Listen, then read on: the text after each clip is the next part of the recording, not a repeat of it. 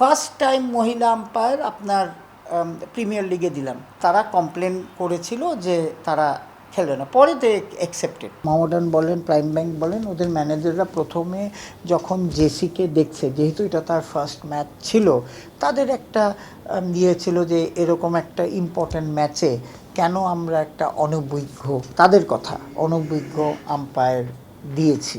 নারী আম্পায়ারের অধীনে দুই ক্লাবের খেলতে আপত্তি জানানোর বিষয়টি সামাজিক মাধ্যমে সমালোচিত হওয়ার পর নিজের বক্তব্য থেকে সরে আসলেন আম্পায়ার্স কমিটির চেয়ারম্যান। নারী হওয়া নয়, বরং অনভিজ্ঞতার জন্য আপত্তি জানিয়েছিল মোহামেডান। তাহলে কেন শুধু নারী আম্পায়ার হওয়ার বিষয়টি সামনে আনা হলো?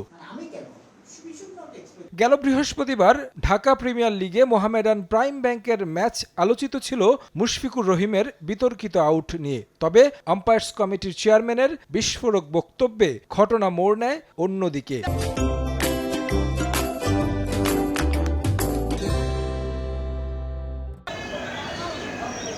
এরপর সামাজিক মাধ্যমে ওঠে ঝড়। দুই ক্লাবের কর্মকর্তাদের পাশাপাশি প্রাইম ব্যাংকের ক্রিকেটার তামিম ইকবাল, মুশফিকুর রহিম ও মোহামেডানের মাহমুদুল্লাহকে রীতিমতো তুলোধুনো করেন নেটিজেনরা। ছড়ানো হয় ধর্মবিদ্বেষও। আসলেই কি নারী আম্পায়ার নিয়ে আপত্তি ছিল ক্লাব কর্মকর্তা কিংবা ক্রিকেটারদের? এমন ঘটনায় হতবাক প্রাইম ব্যাংক ক্রিকেট ক্লাব। নিজেদের ফেসবুক পেজে বিষয়টি অস্বীকার করে দেয় বিবৃতি। ক্লাব দুটির ম্যানেজারও জানান, রটানো তথ্য পুরোপুরি সত্য নয়। আমরা তো কোনো কমপ্লেনও করি না, আবার লিখিত কমপ্লেন করি না, ইভেন আমরা মৌখিক কমপ্লেনও করিনি। বিজু যে বক্তব্যটা দিতে, ওই বক্তব্যটা অ্যাকচুয়ালি সঠিক না। কারণ উনি বলছে যে 10 না 15 মিনিট পরে খেলা শুরু হয়েছে। ফার্স্ট কেউ অন্য কেউ তারা মিসগাইড করছে, সে ওটা শুনে যাচাই না করে উনি একটা স্টেটমেন্ট দিয়ে দিতে। মিঠু ভাই, ওনার সাথে আমাদের কোনো কথা হয়নি এই বিষয়ে। আমরা কোনো ধরনের অভিযোগ আমরা করি না ভাই। এটা হয়তো বা কিভাবে নিউজটা গেল আমি জানি না। অবশ্য এ বিষয়টি এখন পর্যন্ত পৌঁছায়নি বিসিবি সভাপতি পর্যন্ত।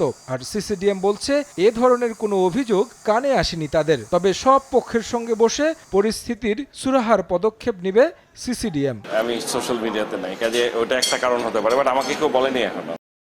আমরা এটা নিয়ে অবশ্যই কথা বলতেছি। জিনিসটা তো একটা বড় ইস্যু হয়ে গেছে, এটা তো ডেফিনেটলি আমাদেরকে কথা বলে রিজলভ করা উচিত। আম্পায়ারিং এর সাথে কথা বলি, তারপরে দলগুলোর সাথে কথা বলি। সংশ্লিষ্ট সবাই বলছে এটা কেবলই ভুল বুঝাবুঝি। তবে এর জন্য কেন খেসারত দেবেন ক্রিকেটার কিংবা সংশ্লিষ্ট নারী আম্পায়ার? জল আরও ঘোলা হওয়ার আগেই বিষয়টির সমাধান চান সংশ্লিষ্ট সবাই।